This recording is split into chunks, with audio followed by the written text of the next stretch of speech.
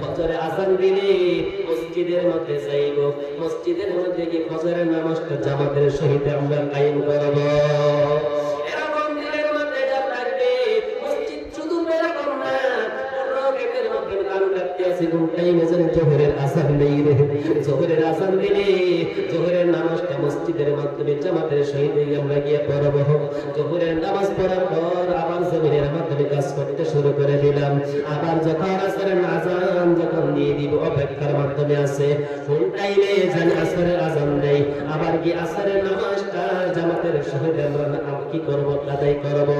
এরকম ভাবে আল্লাহর নবী বলেন ওয়ারাজুন আলহু মুআল্লাকুন ফিল মাসাজিদ, সেই ব্যক্তি যেটা মসজিদের মধ্যে লেগে রাখলো ওই ব্যক্তিকে আমার আল্লাহ রাব্বুল আলামিন 3 নম্বরের মাধ্যমে আল্লাহর আরশের ছায়ার স্থান দিবে, যেদিন আল্লাহর আরশের ছায়া ব্যতীত অন্য কোনো ছায়া থাকবে না।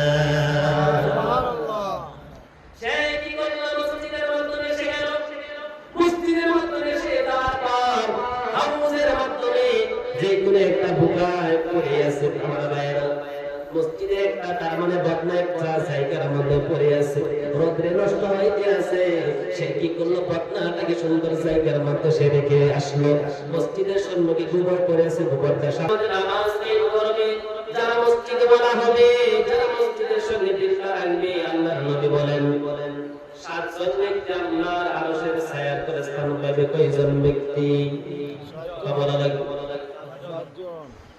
আল্লাহর নবী বলেন ক্বালা রাসূলুল্লাহ সাল্লাল্লাহু আলাইহি ওয়াসাল্লাম সাবআতুন ইযিল্লুহুমুল্লাহু ফি যিল্লিহি ইয়াওমা লা যিল্লা ইল্লা যিল্লুহু আল-ঈমানু আদিল শাকুন শাকু ফি ইবাদাতি রাব্বি ওয়া রাজুলুন কলবুহু মুআল্লাকুন ফিল মাসাজিদ। আল্লাহর নবী বললেন 7 জন ব্যক্তি আল্লাহর আরশের ছায়ার তলে স্থান পাইবে।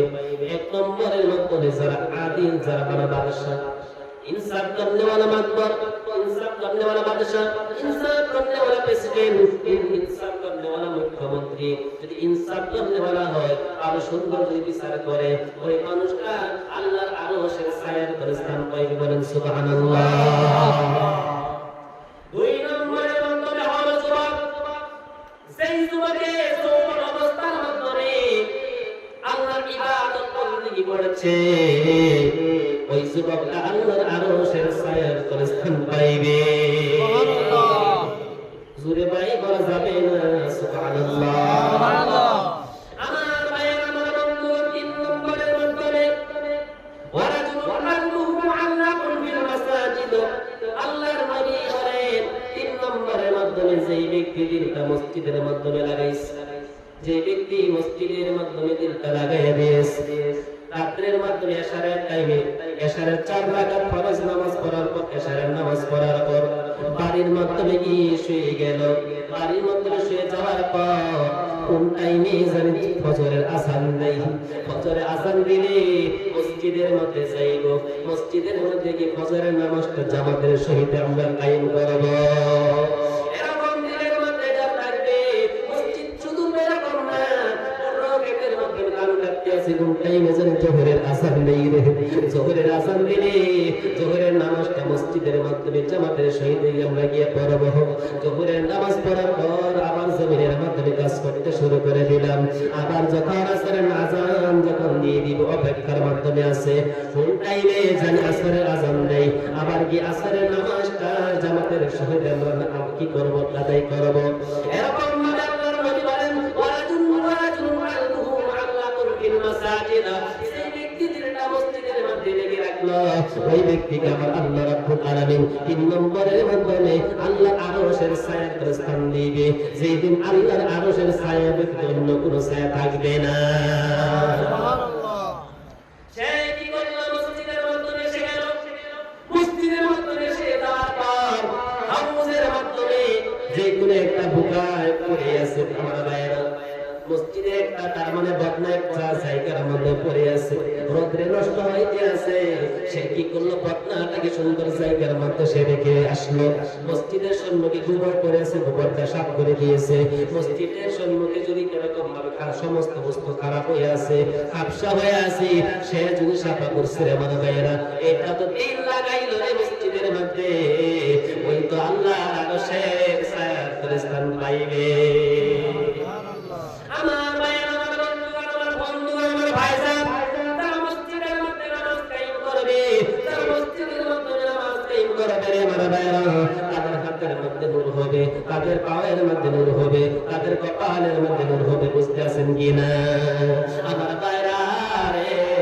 আল্লাহর নবী মুহাম্মদুর রাসূলুল্লাহ সাল্লাল্লাহু আলাইহি সাল্লামের সম্মুখে আমার ভাইরা, আমার বন্ধুগণ, আমরা সবাই জানি কিয়ামতের মাঠ আরম্ভ হবে কিনা, আমরা জানি কিনা? কিয়ামতের মাঠ আরম্ভ হয়ে যাবে। আল্লাহর নবী মুহাম্মদুর রাসূলুল্লাহ সাল্লাল্লাহু আলাইহি সাল্লামের সম্মুখে আমরা সবাই জানি জাহান্নামের উপর দিয়ে ফুলসিরাতের রাস্তা হবে কিনা রে আমার ভাইরা? জাহান্নামের উপর দিয়ে ফুলসিরাতের রাস্তা হয়ে যাবে। ওই জাহান্নামের উপর দিয়ে ফুলসিরাতের রাস্তা যখন হয়ে যাবে আমার ভাইরা, আমার বন্ধুগণ, এমন রাস্তা হবে গো, সুর থেকে আরো সেকেন্ড থাকবে রে আমার ভাইরা। ধারাল তলোয়ার থেকে ধারাল থাকবে, হীরার থেকে আরো কি ধারাল থাকবে রে আমার ভাইরা। আমার বৈশাখ থেকে আরো অধিক কালো থাকবে, ঠিক কিনা? আমার ভাইরা, আমার বন্ধুগণ, আল্লাহর নবী মুহাম্মদুর রাসূলুল্লাহ সাল্লাল্লাহু আলাইহি সাল্লামের সম্মুখে আমার ভাইরা কত যে গুনাহগার আল্লাহর নবীর উম্মত, ওই জাহান্নামের উপরে যে ফুলসিরাতের রাস্তা, যে ইসুলের থেকে আরো সেকেন্ড রাস্তা থাকবে, হীরার থেকে আরো ধার থাকবে, ওই রাস্তার মধ্যে পাড়া দিতে দেরি হবে গো গুনাহগার, তাকে জাহান্নামের মধ্যে পড়তে দেরি হবে না। আল্লাহর নবী মুহাম্মদুর রাসূলুল্লাহ সাল্লাল্লাহু আলাইহি সাল্লামের সম্মুখে রে এত এত গুনাহগার উম্মত জাহান্নামের মধ্যে কেটে কেটে কেটে কেটে পড়ে যাবে। আল্লাহর নবী মুহাম্মদুর রাসূলুল্লাহ সাল্লাল্লাহু আলাইহি সাল্লাম কাঁদতে থাকবে, মনে মনে আফসোস করবে, হায় রে আমার গুনাহগার উম্মতের জাহান্নামের মধ্যে কেটে কেটে কেটে কেটে পড়তে আছে। এমন টাইমে আল্লাহর নবী মুহাম্মদুর রাসূলুল্লাহ সাল্লাল্লাহু আলাইহি সাল্লামের সম্মুখে আমার ভাইরা, আমার বন্ধুগণ, আল্লাহর নবী মুহাম্মদুর রাসূলুল্লাহ সাল্লাল্লাহু আলাইহি সাল্লামের সম্মুখে একদল আসবে গো, যেই দলের মধ্যে হাতের মাধ্যমে নূর থাকবে রে আমার ভাইরা। যাদের হাতের মধ্যে নূর, তাদের পায়ের মধ্যে নূর থাকবে, তাদের কপালের মধ্যে নূর থাকবে গো বাবা। আল্লাহর নবী মুহাম্মদুর রাসূলুল্লাহ সাল্লাল্লাহু আলাইহি সাল্লামের সম্মুখে এই নূরের দলগুলো আসবে গো, যারা মসজিদের মধ্যে 5 ওয়াক্ত জামাতের সহিত নামাজ কায়েম করছিল তারা আসবে। এমন টাইমে ওই জাহান্নাম থেকে আওয়াজ আসবে, জাহান্নাম থেকে আওয়াজ আসবে, জাহান্নাম বলবে ও আল্লাহর নূরওয়ালা বান্দারা, ও আল্লাহর নূরওয়ালা বান্দারা, তাড়াতাড়ি করে আমার উপর দিয়ে ফুলসিরাতের রাস্তা 20 দিন আকারে সেকেন্ডের ভিতরে পার হয়ে যায়। যদি তোমার আল্লাহর একটা নূরওয়ালা বান্দা, একটা মসজিদওয়ালা বান্দা মসজিদের মধ্যে সিজদা করতে পারে একটা বান্দা, যদি রে আমি জাহান্নামের উপরে তোমরা যদি একজন পড়ে যাও, একটা নূরওয়ালা বান্দা যদি জাহান্নামের মধ্যে পড়ে যাও, আমি জাহান্নাম চিরদিনের জন্য চিরকালের জন্য নিভিয়া যাইব। আমার ভাই, আমার বন্ধুগণ, আমার ভাইজান, এই যে নূরওয়ালা কারা, তারা মসজিদের মধ্যে নামাজ কায়েম করবে, বাড়ির মধ্যে নামাজ কায়েম করলে নূর হবে না রে আমার ভাইরা। মসজিদের মধ্যে হাত রাখবেন, হাতের মধ্যে নূর হয়ে যাবে। মসজিদের মাধ্যমে পাটুগুলো রাখবেন, হাতু দিয়ে বসবে, ওই জায়গার মধ্যে নূর হয়ে যাবে রে আমার ভাইরা।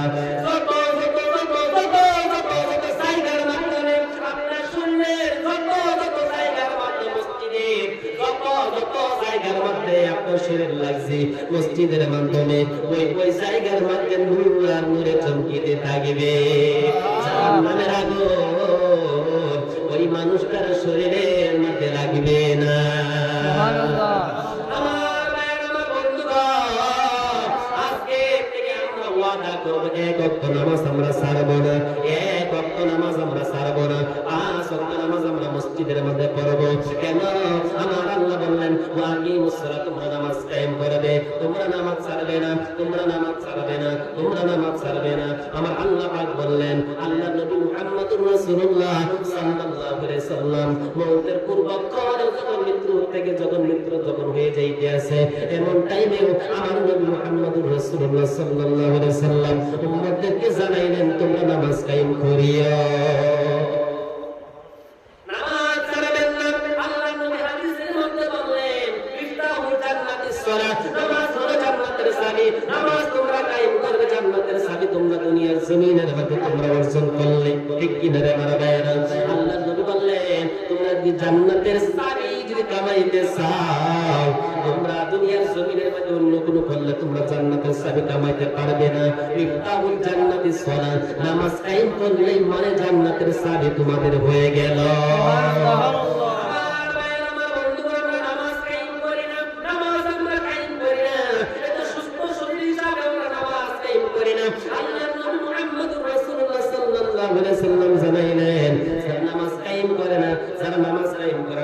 অবস্থা কি ভয়ঙ্কর হয়ে যাবে।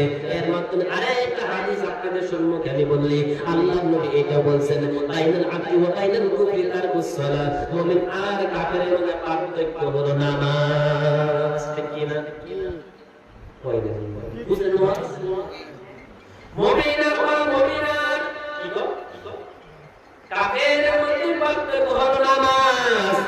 মুমিনরা নামাজ কায়েম করে, কাফেররা নামাজ কায়েম করে না। ঠিক কি না? কাফেররা নামাজ কায়েম করে না।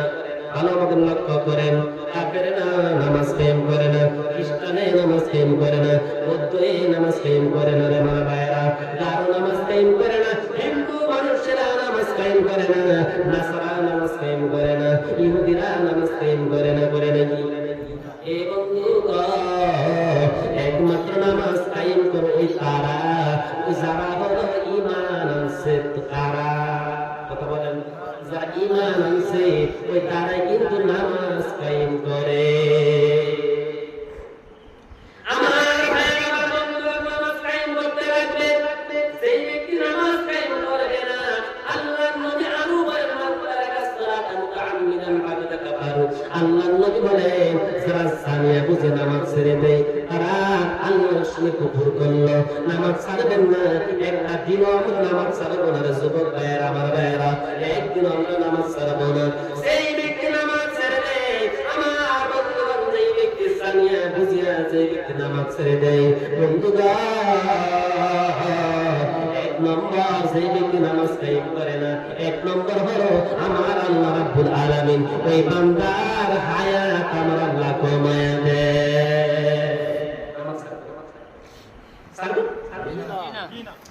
বর্তমানে মধ্যে কেউ কিডনির বেমার হয়ে যায়, কিডনির বেমার হয়ে গেল, কিডনি অপারেশন করতে লাগে আপনার ওয়ার্ড নার্সিংয়ের মধ্যে ভর্তি হয়ে গেলেন, 5 লাখ টাকা আপনার জরিমানা হয়ে গেল।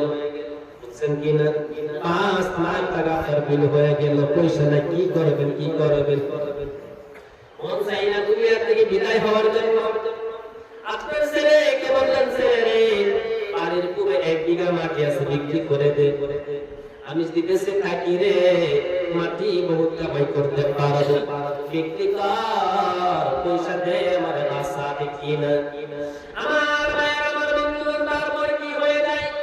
1 বিঘা মাটি বিক্রি করে দে, সারা পয়সা হসপিটালের মধ্যে দিয়ে আসে, আইরে বেশিদিন বাঁচার জন্য সব পয়সা শেষ।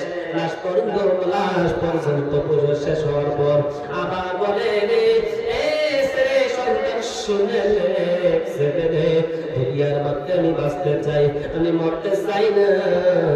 সারা শেষ করে দিলাম, মাটি বিক্রি করে শেষ করে দিলাম, লাশ পর্যন্ত বাড়ির ভিড়টা আছে রে, বিক্রি করে দে, দেখি আমি বাঁচতে পারি কিনা।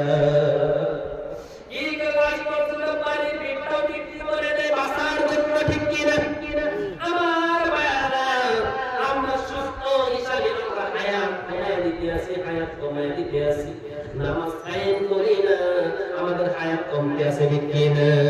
নামাজ কায়েম করি না, এই কারণে আমাদের হায়াত কমতে আছে। আমার ভাইরা, আমার বন্ধু, আমার ভাইরা,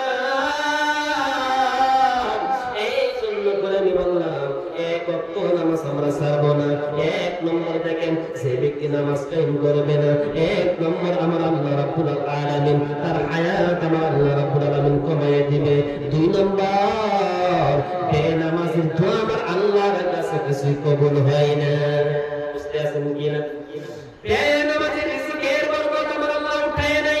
এই বন্ধু সবচেয়ে কষ্ট হলো যে ব্যক্তি নামাজে আমার ভাইরা মওতের সময় তিনটা আযাব হবে। মওতের সময় কয়টা আযাব হবে বলেন? তিনটা। জোরে বলা লাগবে কয়টা আযাব হবে? আরো জোরে বলা লাগবে কয়টা আযাব হবে? এক নম্বর আযাব, সে পানির পিপাসায় সে মরবে। কথা বলা লাগবে। আমার বন্ধুগণ, কেমন পানির পিপাসা থাকবে? আপনি বলবেন ছেলে থাকবে, মেয়ে থাকবে, সবাই থাকা অবস্থার মধ্যে পানি কেন খাইতে পারবো না? এমন টাইমে আপনার এমন অবস্থা হইবে, মরতের সময় আপনি মনে মনে টেনশন করবেন, সারা পৃথিবীর পানি যদি আমার মুখের মধ্যে যদি ঢেলে দেওয়া হয়, সারা পৃথিবীর নদ নদী যত কলের পানি আছে, পুকুরের পানি আছে, সমস্ত পানি যদি আমার মুখের মধ্যে দেওয়া হয়, আমার সারা পৃথিবীর পানি খাইলেও আমার আফসোস মিটবে না। এক নম্বর, সে নামাজ অবস্থার মধ্যে নামাজ না পড়ে মৃত্যু গ্রহণ করবে। দুই নম্বর, খিদা অবস্থার মধ্যে সে মৃত্যু গ্রহণ করবে। বুঝতে পারছেন কিনা? খিদা অবস্থার মধ্যে সে মৃত্যু গ্রহণ করবে। এক নম্বর হলো এই বন্ধুরা আমার ভাইরা, সে তার স্ত্রী থাকবে, তার সন্তান থাকবে, মৃত্যু সেই জায়গার মধ্যে হবে। সেই এমন ভাববে, হাই রে, সারা পৃথিবীর যতগুলো খানা আছে আমার পেটের ভিতরে যদি ভরেও দেয়, আমার খাওয়া সারা পৃথিবী যদি আমি খেয়ে ফেলি, আমার খিদা নিবারণ হবে না। আচ্ছা কিনা? কথা বলা লাগবে, পাই না কই না? আচ্ছা কিনা? আমার ভাইরা বন্ধু, দুই নম্বর আযাব, খিদা অবস্থার মধ্যে মৃত্যু গ্রহণ হবে। খিদা অবস্থার মধ্যে তার মৃত্যু হবে। আমার ভাইরা কি হবে? জুড়ে বলা লাগবে। খিদা অবস্থার মধ্যে সে মৃত্যু গ্রহণ করবে। নাম্বার 1, নাম্বার 2, নাম্বার 3 গো, ফেরেশতা এত কষ্ট দিয়ে তার জান কবজ করবে। আমার এত কষ্ট হবে, এত কষ্ট হবে কেন?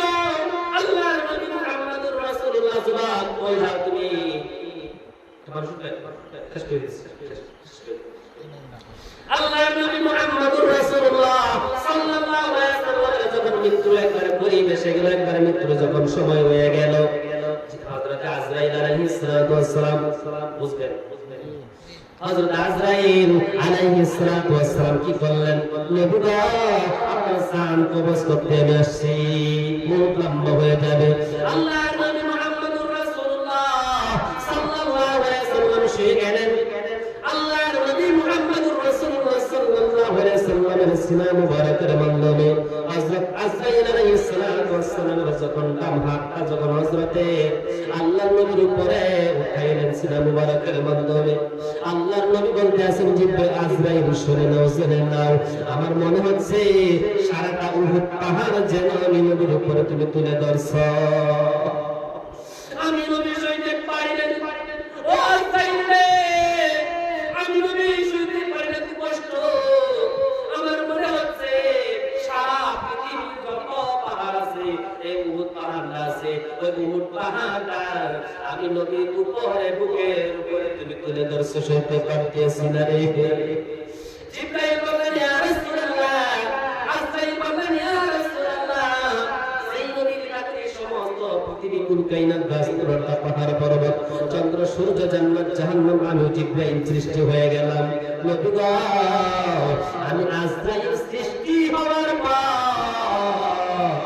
এত আসান ভাবে, এত সহজ ভাবে আপনার জান আমি কবজ করতেছি গো নবী, এর থেকে সহজ ভাবে কারো জান আমি কবজ করি নাই। আল্লাহর নবী বললেন, জিবরাইল রে, এত সুন্দর ভাবে তুমি আমার জান তুমি কবজ করতেছো, তুমি বলছো আমার মনে হয় আমার গুনাহগার উম্মতদেরকে জানি কত কষ্ট দিয়ে তুমি জান কবজ করো।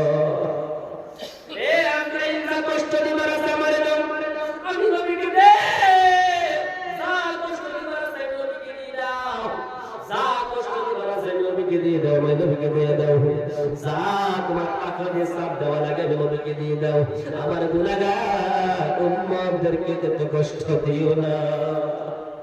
আমার ভাইরা, আমার বন্ধুগণ, জিবরাইল আলাইহিস সালাতু ওয়াস সালাম বললেন, ইয়া রাসূলুল্লাহ, ইয়া হাবিব আল্লাহ, আপনি শুনে নেন, আপনি জেনে নেন, আপনার উম্মত যদি এই আমলটা করে, আপনার উম্মতের ভিতরে 5 ওয়াক্ত ফরজ নামাজের পরে দেখুন আল্লাহর বান্দা, আপনার উম্মত যদি এই আমলটা করে, একবার করে 5 ওয়াক্ত ফরজ নামাজের পরে একবার যদি আয়াতুল কুরসি পড়ে, আয়াতুল কুরসি পারেন কিনা? আয়াতুল কুরসি পারেন কিনা? আয়াতুল কুরসি যদি একবার যদি আল্লাহর বান্দা, আল্লাহর বান্দা আপনার উম্মত যদি একবার যদি পড়ে নেয়, তার জান এত সহজ ভাবে আমি আজরাইল আমি জান কবজ করব। নবী আপনার সঙ্গে আমি কথা দিয়ে দিলাম, আপনার যদি কোনো উম্মত 5 ওয়াক্ত ফরজ নামাজের পরে একবার যদি আয়াতুল কুরসি পড়ে, তার জান এত সহজ ভাবে, এত আসান ভাবে, এত সুন্দর ভাবে তার জান আমি কবজ করব। নবী যেমন করে একটা সুন্নাহ সামাইল ইসলামের মধ্যে দুধ খায়, দুধ খাইতে খাইতে ঘুমিয়ে যায়, মায়ের টের পায় না, সন্তানের টের পায় না, ঠিক তেমনি যদি আপনার কোনো উম্মত 5 ওয়াক্ত নামাজ ফরজ নামাজের পরে একবার আয়াতুল কুরসি পড়ে নবী, তার জান এত সহজ ভাবে আমি আজরাইল আমি কবজ করব। এখন বলেন তো নবী সমস্ত সৃষ্টি জগৎ যেই নবীর খাতিরে সমস্ত বস্তু হয়ে গেল, যেই নবীর খাতিরে আজরাইল হইল, যেই নবীর খাতিরে জান্নাত জাহান্নাম হইল, যেই নবীর কারণে সমস্ত বস্তু আমার আল্লাহ বানাইলেন, সেই নবীর যদি এত কষ্ট পাইলেন মৃত্যুর সময়, আর আজকে যারা গুনাহগার বেনামাজি তারা কত কষ্ট পাইবে কিনা? জোরে বলা, কষ্ট পাইবে কিনা? আমার ভাইয়ের, আমার বন্ধুগণ, এই মৃত্যু ব্যক্তি এমন কষ্ট হইবে, বেঈমানের মতো মৃত্যু হবে। আমার ভাইয়েরা যে নামাজ কায়েম করবে না, আর এখানে মৃত্যু হয়ে যাইবে, লেফটিনের মধ্যে মৃত্যু হয়ে যাইবে। বন্ধু খারাপ পাইবেন না, বহুত লম্বা বস্তু আমি বলতেছি, বিরাট উঁচা বস্তু বলতে আছি। যে নামাজ কায়েম করবে না, এই যে দেখেন না আজকে কবরস্থানের সম্মুখে একটা অ্যাক্সিডেন্ট হয়ে গেল, এ বন্ধুগণ বড় আফসোস হয়ে গেল, ভাইরে মস্তকটা বাইরে হয়ে গেল, মস্তকটা বাইরে হয়ে আসল গাড়িটা এরকম ভাবে ফাঁকা হয়ে গেল। আমি ড্রাইভারকে বললাম আপনি গাড়িটা থামান দেখি, তারপর গাড়ি থামাইয়া যখন বুঝে গেলাম আফসোস হয়ে গেল, ভাইরে সস্কর জায়গা সস্কর করে আছে, বাইকের জায়গা বাইক করে আছে, জমিনের জায়গা জমিন করে আছে, লাশের জায়গা তাস করে আছে, এই রূহটা তো জায়গার মধ্যে গিয়ে পৌঁছে গেছে। আমার ভাই, আমার বন্ধুগণ, পরিবার করার পর্যন্ত সময় হলো না। ইনকামের আল্লাহ বললেন যদি 5 ওয়াক্ত নামাজ কায়েম করবে, বিসমিল্লাহি তাওয়াক্কালতু আলাল্লাহ, লা হাওলা ওয়ালা কুওয়াতা ইল্লা বিল্লাহ, সে 5 ওয়াক্ত নামাজ কায়েম করবে, সে ঈমান ওয়ালা থাকবে, সে আমাকে ভয় করনেওয়ালা থাকবে, ইত্তাকুল্লাহ আমাকে ভয় করনেওয়ালা থাকবে। যে 5 ওয়াক্ত নামাজ কায়েম করবে, ওই তারা কিন্তু নামাজ পড়ার পর যদি কোনো আল্লাহর বান্দা যদি আয়াতুল কুরসিও যদি কোনো আল্লাহর বান্দা 5 ওয়াক্ত ফরজ নামাজের পরে পরে যদি পড়ে, আমার আল্লাহ রাব্বুল আলামিন ওই বান্দার সমস্ত বস্তুর জিম্মাদার আমার আল্লাহ হয়ে যায়। সুবহানাল্লাহ, জোরে বলি না সুবহানাল্লাহ।